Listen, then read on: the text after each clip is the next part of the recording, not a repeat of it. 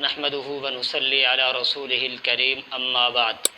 محترم سامعین، آج ہم بات کرنے والے ہیں کہ وضو کا لفظی اور اصطلاحی معنی کیا ہے، اور نمبر 2، وضو کے واجب ہونے کی شرائط کیا ہیں، یعنی کن لوگوں پر وضو واجب ہوتا ہے۔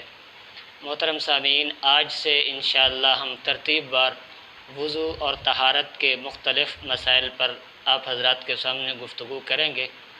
وضو کے ان مسائل کو سننے کے لیے اور دیگر اسلامی معلومات کے لیے ہمارے چینل صدیقی آفیشیل کو سبسکرائب کریں اور ساتھ کھڑے بیل آئیکن کے بٹن کو ضرور دبائیں تاکہ ہماری نئی آنے والی اسلامی معلوماتی ویڈیو آپ تک بر وقت پہنچتی رہے۔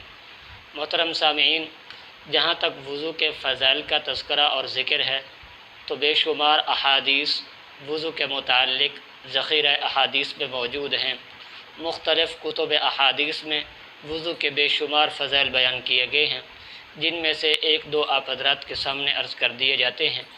سب سے پہلا یہ کہ آپ علیہ الصلاۃ والسلام نے ارشاد فرمایا، من توضأ فاحسن الوضوء خرجت خطایاہ من جسدہ، کہ جس شخص نے وضو کیا اور اچھے طریقے سے وضو کیا تو اس کے جسم کے اعضاء جو ہیں، جو وضو کے اندر وضو ہوتا ہے، اس سے اس کے سارے گناہ نکل جاتے ہیں، حتیٰ کہ آپ علیہ الصلاۃ والسلام نے فرمایا اس کے ناخنوں کے نیچے جو گناہ ہوتے ہیں وہ بھی اس سے نکل جاتے ہیں۔ اور اسی طرح ایک اور روایت میں ہے، جناب نبی کریم صلی اللہ علیہ وسلم نے ارشاد فرمایا کہ کل قیامت کے دن میدان محشر میں میں اپنی امت کے لوگوں کو پہچان لوں گا۔ کسی نے حضور علیہ الصلاۃ والسلام سے دریافت کیا کہ اللہ کے محبوب پیغمبر، اتنا کثیر لوگوں میں آپ اپنی امت کے لوگوں کو کیسے پہچانیں گے؟ تو آپ علیہ الصلاۃ والسلام نے فرمایا کہ میری امت کی ایک خاص علامت اور نشانی ہوگی، اور وہ خاص علامت اور نشانی یہ ہوگی کہ ان کے وضو کے اعضاء چمکتے ہوئے ہوں گے، روشن ہوں گے، سورج چاند کی روشنی کی طرح چمک رہے ہوں گے۔ میں ان کے ان چمکتے ہوئے اعضاء سے پہچان لوں گا کہ یہ میری امت کا فرد ہے۔ اسی طرح کے بے شمار فضائل احادیث کے اندر بیان کیے گئے ہیں۔ اب ہم چلتے ہیں وضو کے لفظی اور اصطلاحی معنی کی طرف۔ وضو کا لفظی معنی ہے خوبی اور پاکیزگی، اور اصطلاح میں کہتے ہیں خاص اعضاء، مثلا چہرہ، ہاتھ اور پاؤں پر خاص طریقے سے پانی استعمال کرنا، پانی بہانا۔ وضو کے واجب ہونے کی شرائط کتنی ہیں؟ وضو کے واجب ہونے کی 5 شرائط ہیں۔ سب سے پہلی شرط مسلمان ہونا۔ کافر پر وضو واجب نہیں ہے۔ کیوں؟ اس لیے کہ وضو ایک عبادت ہے، اور عبادت کا مکلف مسلمان ہے، کافر نہیں۔ وضو کے واجب ہونے کی دوسری شرط بالغ ہونا۔ نابالغ احکامات کا مکلف نہیں، لہٰذا وضو بھی اس پر واجب نہیں۔ اور تیسری شرط یہ ہے کہ عاقل ہونا۔ اگر کوئی شخص عاقل نہیں ہے، مجنون اور مست ہے، تو ایسے شخص پر بھی وضو واجب نہیں ہے۔ اور چوتھی شرط پانی کے استعمال پر قادر ہونا۔ اگر کوئی شخص عاقل بھی ہے، بالغ بھی ہے، مسلمان بھی ہے، لیکن پانی کے استعمال پر قادر نہیں ہے، مثلا وہ اتنا مریض اور بیمار ہے کہ ماہر ڈاکٹروں نے کہا کہ اگر اس نے پانی استعمال کیا تو اس کے مرض میں اضافہ ہو جائے گا، تو ایسے شخص پر وضو واجب نہیں ہے۔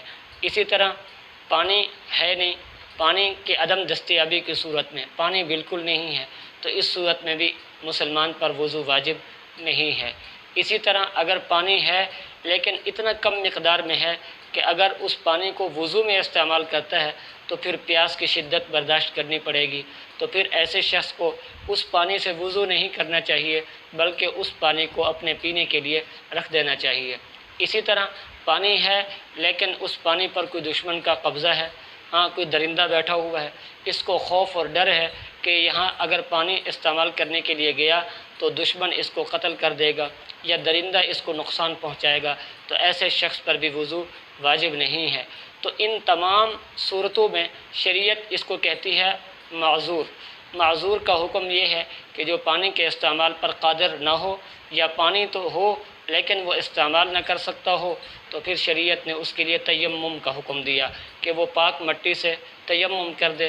باقی تیمم کیسے کرنا ہے، تیمم کے فرائض کیا ہیں، اس کا طریقہ کیا ہے، یہ انشاءاللہ ہم آنے والی ویڈیوز میں اس کو بیان کریں گے۔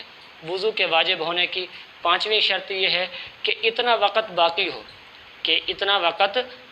ہو، کہ مسلمان عاقل بالغ وہ وضو کر کے اچھے طریقے سے نماز ادا کر سکے، اس کے پاس اتنا وقت ہو۔